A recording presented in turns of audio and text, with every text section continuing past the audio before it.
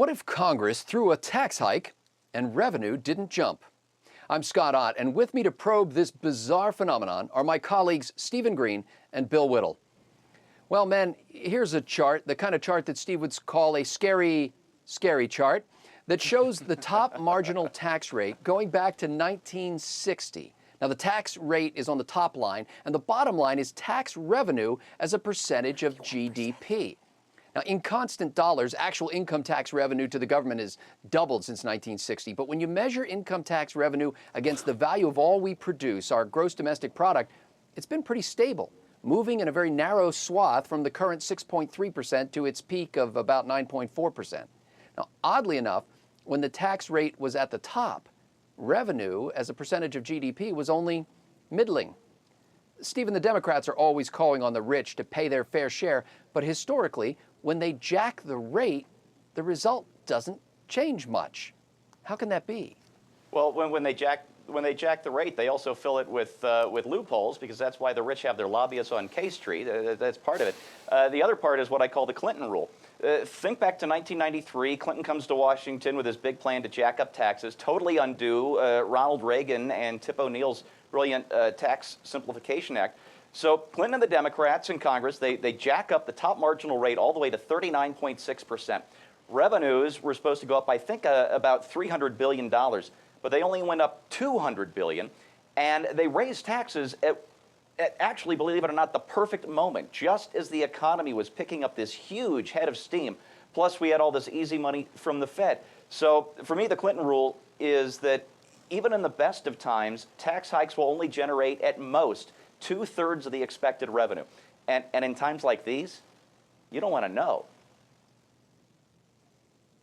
And you only know when those best of times are in hindsight, unfortunately. Well, Bill, of course, when revenue as a percentage of GDP is relatively low, it could mean that tax rates are really low or that the economy is booming.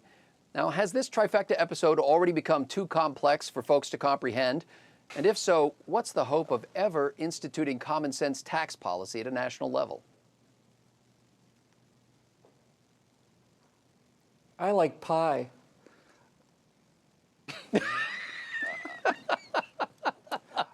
Here's the thing. Most people are going to be too young to remember this, but there was, if you ever had one of those little wire control airplanes, you know, that you'd fly around in circles, it was a little tiny little engine, and it had a carburetor that was a needle valve. And you'd start this thing up, and it'd be like, blah, blah, blah, blah, blah, blah, blah, blah, and you'd adjust the needle valve, and the engine would just go, blah, blah, blah, blah, blah, and then you get on the other side, you could just dial it in. What Steve talked about earlier was this is a natural rate of revenue as a function of the economy. So as the economy taxes more, they're taking a bigger piece of a smaller pie. As you tax less, you take a smaller piece of a bigger pie, but the revenues stay the same, more or less so. Why don't we go with a much, much smaller piece of a much, much bigger pie? That means the federal government still gets the same percentage of revenues, but everybody else has jobs and money and cars and everything else. You can tax the living daylights out of people. Yeah, you can tax the daylights out of people to the point where they don't have any money to spend. The revenues stay the same and everybody's poor. Hit the needle valve, man. Wait for the hum. A smaller piece of a bigger pie. It's the Walmart tax plan. That's beautiful. Where's Sam Walton when you need him? Steve, our Heritage Foundation chart shows the revenue line sloping up during the boom times of the 1990s, as you mentioned, but it starts doing it again in the mid-2000s after the so-called Bush tax cuts. Revenue in real dollars also spiked quite sharply after the tax cuts. Nothing to see here, is there, Steve? Shall we move along now? Well, you have to remember that for the Democrats and the progressive left, it's not about raising revenue. It's about punishing bad people, and it's all about doing that to buy votes. Look, they can come up with, yeah, I know, they can come up with whatever tax scheme they like, but to them, the important thing, the vital thing is to get the money into Washington. Everything after that is just divvying up the spoils. And you know what? They can't get the money from the rich. You took away everything the 1% owns. Everything. You could run Washington for about 4 months. You can't do it again because you already took everything they have. America's big money pot, it's the middle class, those paychecks that come in every 2 weeks with all of that money taken out before they even see it. And the Democrats are in full panic mode because they've damn near destroyed the middle class and their money pot's gone. Stephen Green, who just made me actually begin to laugh and then get choked up on the verge of tears at the same time. Stephen Green hosts Hair of the Dog and the Weekend Blogs here on pjtv.com. It all started with vodkapundit.com. Well, Bill, there's almost something mystical about this chart, isn't there? You know, it's funny you mention that. There really is. I flew my little airplane out to Arizona just a couple days ago. I know this is going to sound like an odd story. And I was looking down at a little arroyo, and the function of the little rivulets exactly matches fractal imagery.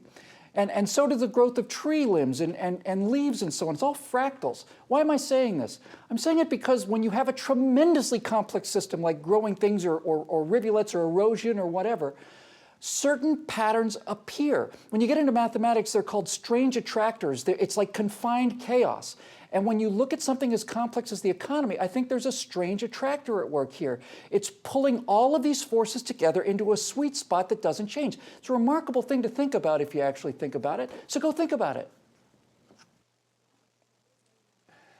Bill Whittle does a lot of thinking, and after that, he creates Afterburner on pjtv.com, and he co-hosts Klavan, Whittle, and You. He's co-founder of DeclarationEntertainment.com, speaking of the Arroyo.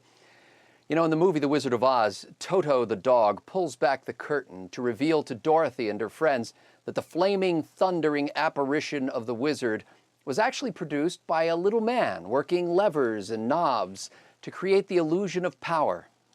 Every 2 years, we send such little men to Congress. Hailed as great and powerful, they set about manipulating the economy by pulling the levers and twisting the knobs. Meanwhile, out in America, 300 million ordinary people make countless decisions daily using common sense, enlightened self-interest, and more than a little faith. Their decisions are free and wise in the aggregate, and they cannot be manipulated. And it's in their work and their choices that we find what is truly great and powerful about these United States. For Stephen Green, Bill Whittle, and the entire Trifecta crew here at pjtv.com, I'm Scott Ott.